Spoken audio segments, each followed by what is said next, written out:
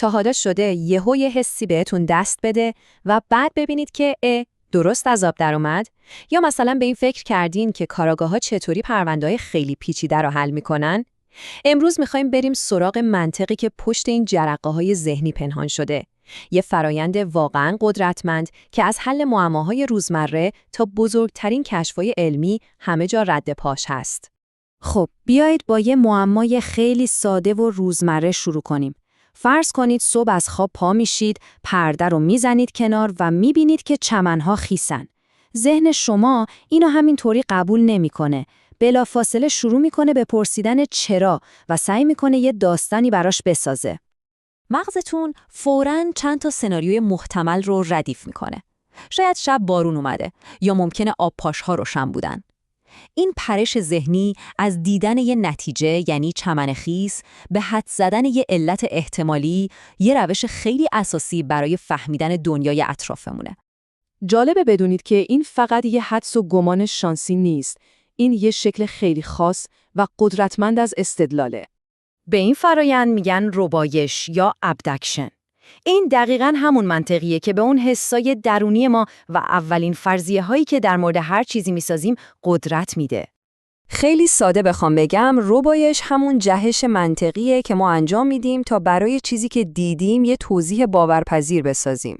این روش مغز ماست برای رسیدن به بهترین توضیح ممکن با توجه به اون اطلاعات محدودی که در اختیار داریم. این دقیقاً همون ابزاریه که توی داستان‌های شرلوک هولمز یا تو تشخیص‌های پزشکی واقعی استفاده میشه. در واقع نقطه شروع هر کشفی همینه. ولی خب داستان به همین سادگی هم نیست. حالا بیایید بریم سراغ فیلسوف آمریکایی که این مفهوم رو تعریف کرد. چارلز ساندرز پرس، چون اون یه سردرگمی خیلی جالب و البته مفید رو به وجود آورد. ببینید، پرس از هر دو تا کلمه استفاده می‌کرد. هم ربایش و هم یک کلمه دیگه به اسم پسکاهی. گاهی وقتا هم جوری ازشون استفاده می‌کرد که انگار هیچ فرقی با هم ندارن. اما اشتباه نکنید، این از روی بی‌دقتی نبود.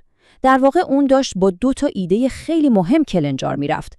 دو تا ایده‌ای که با اینکه خیلی به هم مرتبطن ولی یکی نیستن و به ما نشون میدن حقیقت چطوری کشف میشه. یعنی یکی از اینها یه حرکت لحظه‌ای و واحده و اون یکی یه فرایند کامل و جامع. این تفاوت خیلی خیلی مهمه. این جدول خیلی خوب این سلسله مراتب رو نشون میده. ربایش اون جرقه اولیه خلاقیته، یعنی ساختن خود فرضیه. اما پسکاهی کل اون موتور علمیه، یعنی اون فرایند کامل و روشمندی که اون جرقه رو میگیره و با دقت آزمایشش میکنه. خب حالا بیایید دقیق تر ببینیم که اون روش کامل یعنی پسکاهی واقعاً چیا تو دلش داره. نکته کلیدی اینه، شما پسکاهی رو بدون ربایش نمیتونید داشته باشید. اما خود ربایش به تنهایی کافی نیست. فقط یه قدم اوله. خب این فرایند 3 مرحله‌ای خیلی قشنگ نشون میده که چطور کار میکنه. مرحله اول ربایشه. همون حدس خلاقانه که از یه مشاهده عجیب و غریب میاد. بعدش میرسیم به قیاس. اینجا از خودتون میپرسید خب اگه حدس من درست باشه پس چه چیزای دیگه‌ای هم باید درست باشن؟ یعنی منطقی فکر میکنید تا ببینید چه نتایجی از فرضیتون در میاد. و آخر سر هم استقراست، یعنی پاشید برید تو دنیای واقعی و اون پیشبینی‌ها رو آزمایش کنید. ببینید اصلاً اون حدس اولیه پابرجا میمونه یا نه.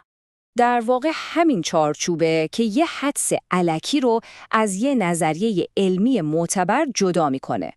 حالا شاید بپرسید چرا این تفاوت فلسفی که مال بیشتر از 100 سال پیشه امروز اینقدر باید برامون مهم باشه؟ چون دقیقاً تو قلب تحقیقات و تکنولوژی مدرن قرار گرفته. محققا از این روش استفاده میکنن تا فقط نفهمن چی داره تو جامعه اتفاق میفته، بلکه بفهمن چرا داره این اتفاق میفته.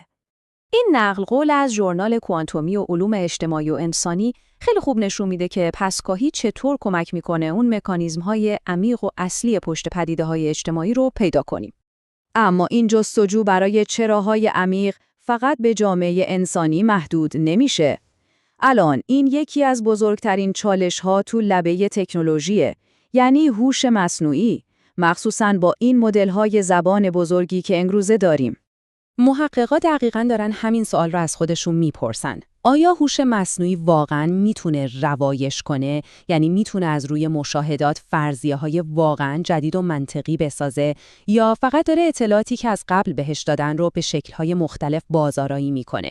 اینکه هوش مصنوعی رو از جایی که فقط کلمه بعدی رو حدس میزنه به جایی برسونیم که بتونه دنیا رو توضیح بده، یه جهش فوق‌العاده بزرگه و کلید این جهش تسلط پیدا کردن بر همین مفهوم روایشه.